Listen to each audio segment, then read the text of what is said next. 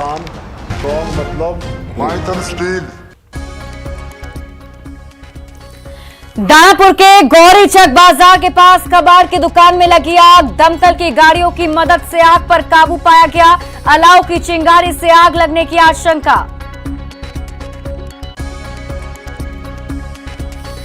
दानापुर के पालीगंज हाजत में शराब पार्टी का खुलासा। 5 लोग थे शामिल, 2 सिपाही गिरफ्तार। हाजत से मोबाइल और शराब जब्त। सिवान में एक शख्स की गोली मारकर हत्या। मारपीट में बचाव करना पड़ा महंगा। पुलिस हिरासत में एक शख्स।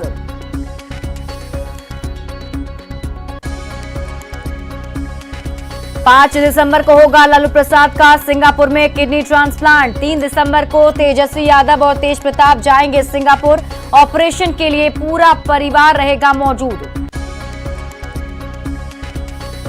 दानापुर में अग्निवीर भर्ती रैली में उमड़ी युवाओं की भीड़। गोपालगंज के करीब 4,500 अभ्यर्थी हुए शामिल।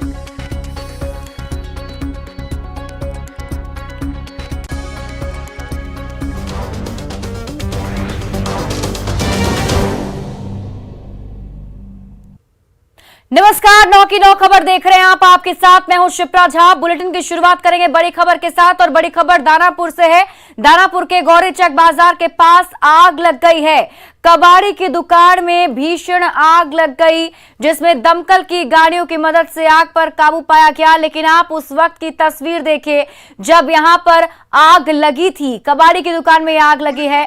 गौरीचक बाजार के पास की घटना है, जहां अलाव की चिंगारी से आग निकली और उसके बाद पूरी की पूरी दुकान को अपनी चपेट में ले लिया। इस भीषण अगलगी के बाद वहां पर दमकल की टीम ने मौके पर पहुंचकर किसी तरीके से आग पर काबू पाया है। गौरीचक बाजार के पास की ये घटना आपको बता रहे हैं, जहां कबाड़ी की दुकान में भीषण आग लग गई। पुलिस प्रशासन को कितनी आग लगी हुई है, पूरा दुकान राख सब हो रहा है। पूरा गौरीचक में आग लगी करेगा, बहुत दूर से कर रहे हैं सर। कबाड़ी दुकान है, कबाड़ी दुकान में शराबियों को पकड़ने के लिए आबकारी विभाग बना है, लेकिन आबकारी विभाग का खेल देखिए कि पालीगंज में आबकारी विभाग के थाने के हाजत में 5 शराबी शराब की पार्टी मनाते हुए पकड़े गए। इस मामले में कार्रवाई करते हुए आबकारी विभाग के हाजत में छापेमारी की गई। इस मामले में वहां ड्यूटी पर तैनात 2 सिपाही सियाराम मंडल और छोटे लाल मंडल को भी लापरवाही के आरोप में गिरफ्तार कर लिया गया है। शराबियों के पास से 2 मोबाइल भी पुलिस ने जब्त किया। इतना ही नहीं, 5 लीटर देसी शराब भी मौके से बरामद किया गया है। कल मिला था, सूचना मिला था इस चीज़ का जी कि उत्पाद थाने में हाजत में कुछ लोग हैं जो शराब पी रहे हैं। जी तो उसका सत्यापन जब किया गया तो उसमें ये बात सही सामने आई कि कुछ लोग थे जो कैदी को पकड़ के लेके आया गया था। जी लोग शराब पी रहे थे। अब देखिए, ये चीज़ तो इन्वेस्टिगेशन का पार्ट है सर। अभी तो जो ग्राउंड पे जो आदमी था संतरी सर, उनकी जिम्मेदारी फिक्स की गई है और उनको अरेस्ट किया गया है। सर, शराब भी मिला है? शराब भी मिला है। और सिवान से बड़ी खबर आपको बता दें, एक शख्स की गोली मारकर हत्या की गई है। मारपीट में बचाव करना इस शख्स को महंगा पड़ गया। मोहल्ले के लोगों पर ही हत्या का आरोप लगाया जा रहा है। बताया जा रहा है कि सराय के इस्माइल शहीद तकिया की एक घटना है, जहां पुलिस हिरासत में एक शख्स को ले लिया गया है। मृतक का नाम शौकत अली है। बताया जा रहा है कि शौकत अली अपने मोहल्ले के एक शादी समारोह से घर लौट रहा था और तभी मोहल्ले के कुछ लोगों के बीच मारपीट हो रही थी, जिसमें बीच बचाव करने के दौरान अपराधियों ने शौकत अली के सीने में गोली मार दी और मौके से फरार हो गए। वाले से बच्चा लोग आपस में झगड़ा किया था और वो तो झगड़ा के लिए गए छुड़ाने के लिए। हमारे घर परिवार में सबसे बड़े यही है। ये गए छुड़ाने के लिए तो 2 आदमी वो लोग उधर से आया, एक आदमी पकड़ लिया और एक आदमी गोली मार दिया। 4 आदमी थे लोग। कौन लोग गोली मार दिया? फहीम थे, रईस गोली मारे हैं और मुजाहिद है और बुचन। ये सब लोग आपके मोहल्ले के ही हैं? हाँ, सब कोई मोहल्ले के है। एक तो पुरानी गोली लगा है। गोपालगंज में कंटेनर ने बाइक सवार रिटायर्ड डीएसपी को कुचल दिया, जिससे मौके पर ही रिटायर्ड डीएसपी चंद्रमा सिंह की मौत हो गई। घटना सिद्धवलिया थाना क्षेत्र के मधुबनी बरहिमा गांव के पास NH 27 की है। मृतक रिटायर्ड डीएसपी बरौली थाना क्षेत्र के बनकट गांव के रहने वाले थे, जो 3 दिसंबर को होने वाली भतीजी की शादी में घर जा रहे थे। हादसे के बाद आक्रोशित लोगों ने NH 27 को जाम कर हंगामा किया। वहीं पुलिस शव को कब्जे में लेकर पोस्टमार्टम के लिए भेज चुकी है। इस मामले में अज्ञात चालक के खिलाफ प्राथमिकी दर्ज कर पुलिस कार्रवाई शुरू कर चुकी है। बरहिमा से घर आ रहे थे, एक ट्रक वाला ओवरटेक करने के चक्कर में इनको रॉन्ग किया। क्या चीज़ से थे? टेलर वाला। अच्छा, क्या चीज़ से थे ये? बुलेट से, बाइक से। ये कुछ काम से अपने गाड़ी से जा रहे थे, उसी में गाड़ी से एक्सीडेंट हो गया है, इसमें इनकी मृत्यु हो गई। क्या थे, क्या करते थे, क्या थे? रिटायर्ड डीएसपी थे और घर पर रह रहे थे। कटिहार में स्वास्थ्य विभाग की लापरवाही से एक नवजात की मौत हो गई। लापरवाही का आरोप सदर अस्पताल के डॉक्टर पर लगा है। परिजनों के मुताबिक प्रसव के बाद नवजात की हालत खराब होने का हवाला देकर नर्स ने उसे नीकू में भर्ती करने को कहा, लेकिन डॉक्टर ने कहा कि बच्चे की हालत ठीक है। डॉक्टर ने परिजनों से बच्चे को ले जाने को कहा। उसी के बाद नवजात की हालत बिगड़ गई, जिसके बाद उसकी मौत हो गई। मौत के बाद परिजनों ने अस्पताल में जमकर हंगामा किया।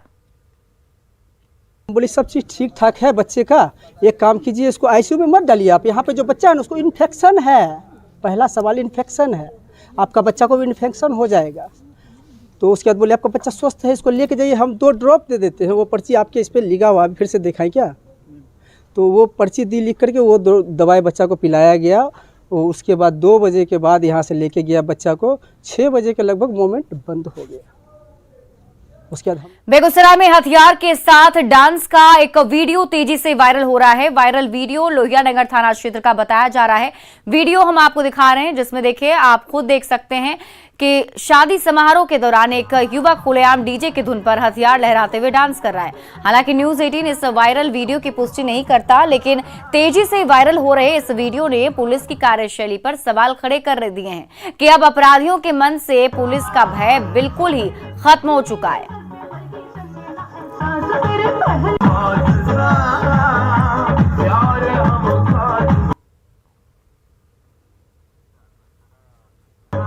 समस्तीपुर में एक युवक की खंभे से बांधकर पिटाई की गई। बाद में पुलिस मौके पर पहुंची और युवक को भीड़ से बचाया गया।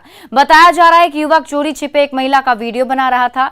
इसी दौरान लोगों ने उसे पकड़ लिया और बिजली के खंभे से बांधकर पीटने लगे। युवक ने बताया कि उसने दूसरे के कहने पर यह वीडियो बनाया था।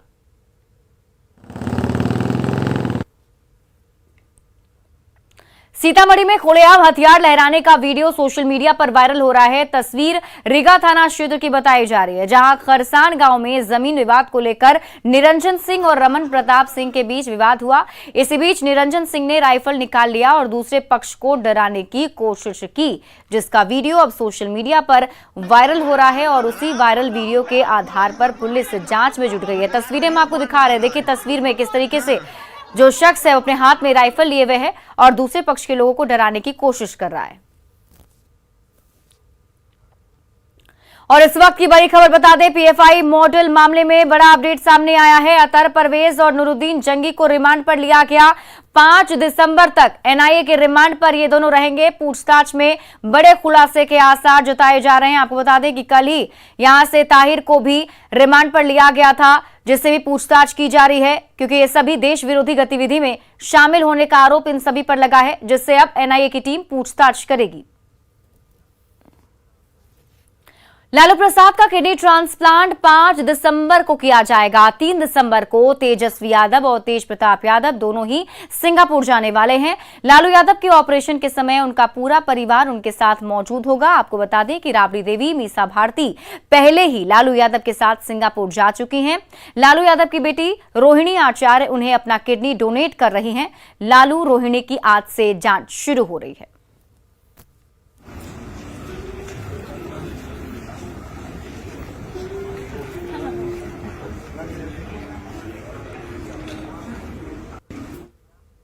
खबर गया से है, जहां शेरघाटी थाना क्षेत्र के गोला बाजार में सरेशाम एक व्यक्ति ने दवा दुकानदार पर तेज धारदार हथियार से हमला किया। इस घटना का वीडियो सोशल मीडिया पर अब तेजी से वायरल हो रहा है, जिसके बाद पुलिस ने मामला दर्ज कर लिया और छानबीन में जुट गई है। दरअसल पीड़ित दवा दुकानदार ने बताया कि 22 नवंबर को जब वे गोला बाजार स्थित एटीएम में पैसा जमा कर बाहर निकल रहे थे, तभी रमना मोहल्ला निवासी तपेश्वर प्रसाद ने उन्हें आवाज देकर बुलाया। जैसे ही वे तपेश्वर प्रसाद के नजदीक पहुंचे, उन्होंने अपनी स्कूटी की डिक्की से धारदार हथियार निकालकर हमला कर दिया।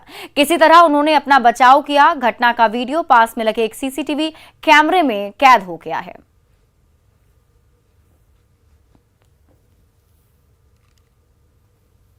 उन्होंने मुझे नज़दीक बुलाकर अपने डिक्की से पहले से रखा हुआ धारदार हथियार से मेरे ऊपर अचानक से हमला कर देते हैं, जानलेवा। सुपौल में त्रिवेणीगंज थाना क्षेत्र के लक्ष्मीनिया में बस और स्कॉर्पियो में जोरदार टक्कर हो गई, जिसमें स्कॉर्पियो सवार 8 लोग जख्मी हो गए। हादसे में बस और स्कॉर्पियो बुरी तरीके से क्षतिग्रस्त हो गए हैं। बस जदिया की ओर से त्रिवेणीगंज जा रही थी, वहीं स्कॉर्पियो त्रिवेणीगंज की ओर से जदिया की ओर जा रही थी, जहां ये टक्कर हो गई। ये तस्वीर आप देखिए उस वक्त की जब वहां पर दोनों वाहनों के बीच जोरदार टक्कर हुई। इसमें हादसे में स्कॉर्पियो सवार 8 लोग जख्मी हो गए हैं और बस और स्कॉर्पियो बुरी तरह से क्षतिग्रस्त हो गया है। मुजफ्फरपुर की हवा बेहद खतरनाक होती जा रही है। शहर का AQI 367 पर पहुंच गया है। ऐसे में शहर के लोग अब मास्क लगाकर घर से निकलने पर मजबूर हैं और अधिक जानकारी दे रहे हैं संवाददाता प्रियांक सौरभ।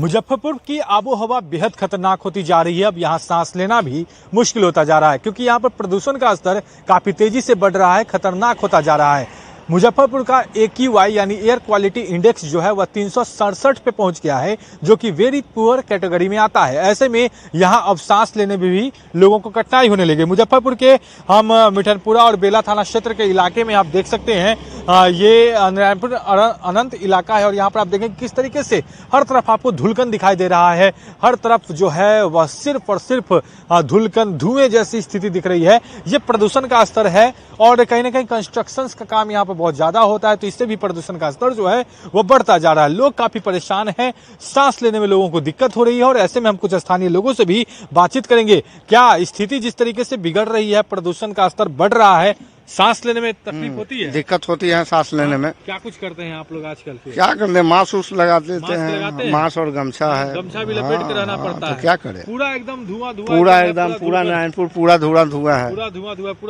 पूरा एकदम प्रदूषित हो चुका है। प्रशासन की तरफ से कुछ किया जा रहा है कि नहीं किया जा रहा? कल तो हम देखे हैं कि पानी छिड़काव हुआ था रोड पर। बहुत प्रॉब्लम होता है, बहुत प्रॉब्लम होती है। फिर क्या कुछ करते हैं आप? हम तो मीठा खाते हैं, गुड़ खाते हैं, मीठा गुड़ खाते हैं ताकि प्रदूषण प्रदूषण से बच जाए, वो अच्छा जाए। तो ये कहा जाता है कि कहीं ना कहीं ये सब भी लोग उपाय करने लगे हैं। स्थिति बहुत ही भयावह होती जा रही है। बिहार के कई शहरों की स्थिति इतनी खतरनाक होती जा रही है। खासकर मुजफ्फरपुर की हालत की बात करें तो मुजफ्फरपुर का AQI जो है वह 367 पे पहुंच गया है, यानी यहाँ का air quality index very poor category में चला गया है और ऐसे में लगातार स्थिति जो है वह बिगड़ती जा रही है। मुजफ्फरपुर से न्यूज़ 18 के लिए प्रियांक सौरभ।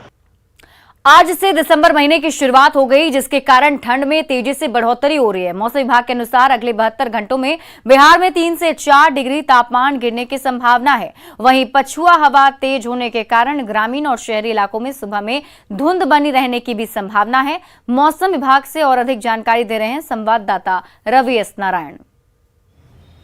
आज से दिसंबर महीने की शुरुआत हो रही है और दिसंबर महीने की शुरुआत होने से ठंड का जो असर है वो भी ज़्यादा बढ़ता जा रहा है। आपको बता दें कि जिस ढंग से मौसम विभाग ने जानकारी दी है उसके मुताबिक अगले 72 घंटों में 3 से 4 डिग्री जो तापमान है वो कम होगा और लगातार तेजी से गिरते तापमान के कारण जो है बिहार के कई जिलों में जो है लगभग 1 दर्जन से ज़्यादा जिलों में ठंड का जो कहर है वो बढ़ता जा रहा है।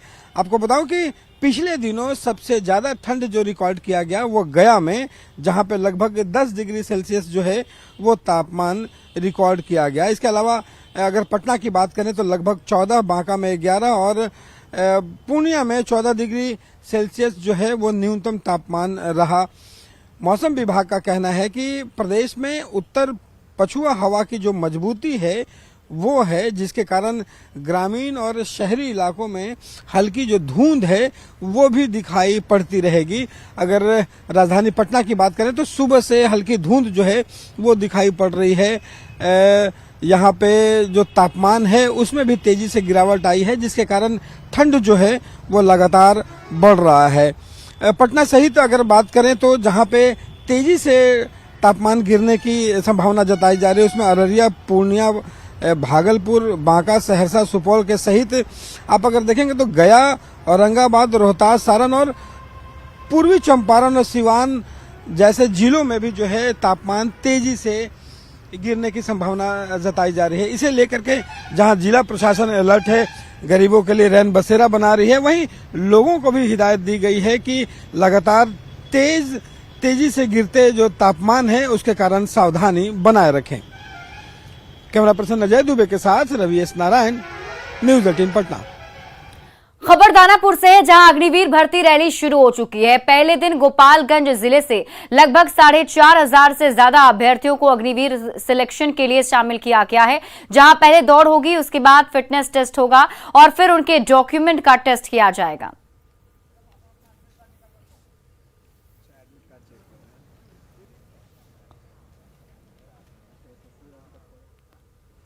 नवादा जिले में धान अधिप्राप्ति की रफ्तार बेहद ही कम है। इस बार जिले में 84,028 मीट्रिक टन का लक्ष्य रखा गया है, जिसके लिए 168 पैक्स केंद्र बनाए गए हैं और उसी में व्यापार मंडल भी शामिल है। लेकिन अभी तक धान अधिप्राप्ति की रफ्तार देखने को नहीं मिल रही है। किसानों से बात की संवाददाता अनिल विशाल ने। मैं ये बताना चाहूँगा कि किसानों को धान अधिप्राप्ति से संबंधित कोई भी शिकायत है तो उसके लिए हमारे विभाग का एक पोर्टल है, जिसको सुगम पोर्टल के नाम से हम लोग प्रसारित किए हैं। नवादा जिले में 15 तारीख से धान अधिप्राप्ति का कार्य प्रारंभ हुआ है। अन्य जिलों में, उत्तर बिहार के जिलों में 1 तारीख से शुरू हुआ था, हमारे यहाँ 15 नवंबर से शुरू हुआ है। जिले का लक्ष्य जो खाद्य विभाग से दिया गया है वो 84,028 MT। धान अधिप्राप्ति की शुरुआत विगत 15 नवंबर से शुरू हो गई है और अपने निर्धारित लक्ष्य से यह फिलहाल काफ़ी पीछे चल रही है। इस साल 84,028 मीट्रिक टन का लक्ष्य रखा गया है, जिसमें 168 पैक्स केंद्र बनाए गए हैं और उसी में व्यापार मंडल भी शामिल है। हम आज की तिथि की बात करें तो आज तक कुल 7 किसानों ने 58.20 मीट्रिक टन दिया है और ओवरऑल ज़िले में अभी तक कुल 201 किसानों ने 1615.6 मीट्रिक टन धान जो है पैक्सों को दिए हैं, जो अपने निर्धारित तिथि से काफ़ी पीछे चल रही है। हालांकि यह कार्य 15 फरवरी तक किया जाना है, मगर अपने निर्धारित जो लक्ष्य जो रखा गया है उससे यह काफ़ी पीछे है। यहाँ पर कुछ किसान हैं, हम जानते हैं क्या कुछ समस्या आ रहा है उन्हें पैक्स केंद्रों पे जब वो जा रहे हैं। तो धान ले नहीं पाता है, नमी है, फलना है, ढकना है। छोटा किसान को लेना नहीं चाहता है, बड़ा किसान व्यापारी लोग को लेना चाहता है।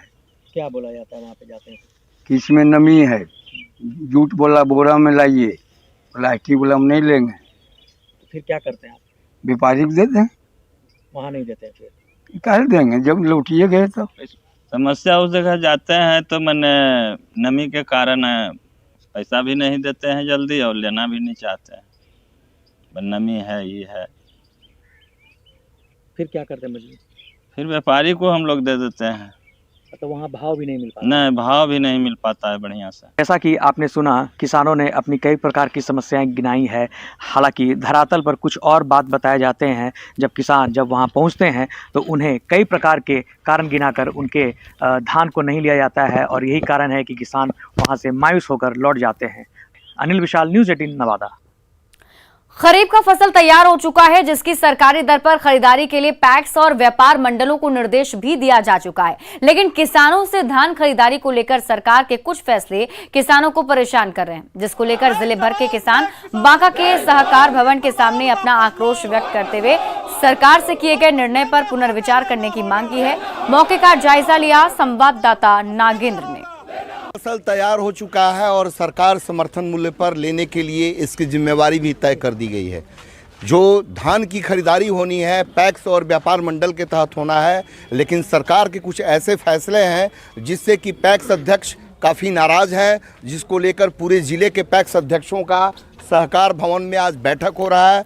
इस बैठक के द्वारा ये तय किया गया कि सरकार के द्वारा जो ये तुगलकी फरमान जारी किया गया है कि केवल उसना चावल ही लिया जाएगा, इनका साफ कहना है कि अब तक ज़िले में 4 उसना राइस मिल हैं, जिसमें कि 2 संचालित हो रहा है। में पूरे ज़िले के किसानों से जो धान लिया जाएगा उसका कुटाई कैसे होगा। और दूसरी बात इनका कहना है कि जो पिछले साल किसानों से 10 लाख क्विंटल धान की खरीदारी हुई थी, इस बार संबंधित विभाग के पदाधिकारी टेबल पर बैठकर रिपोर्टिंग कर 2,90,000 क्विंटल ही किए हैं।